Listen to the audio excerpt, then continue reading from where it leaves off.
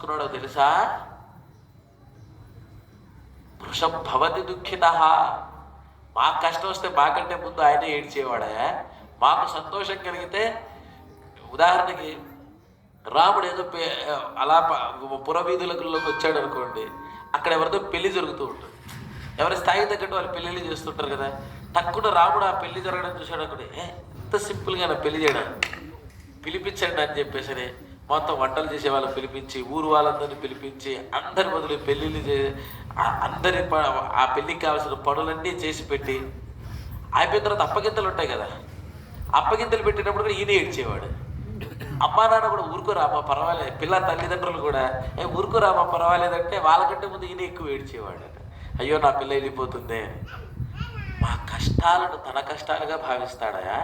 మా సుఖాలను పితేవ పరితుష్యతి. తండ్రి ఎలా అయితే తన కొడుకు యొక్క గొప్పతనాన్ని చూసి ఆనందిస్తాడో, మా ఆనందాన్ని చూసి రాముడు అలా సంతోషించేవాడా?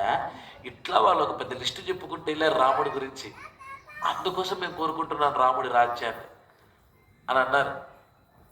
కైకేయి ఆ మాట అన్నప్పుడు నువ్వు అడవులకు వెళ్ళాలి అంటే రాముడి ముఖంలో చిరునవ్వు చెదరలే.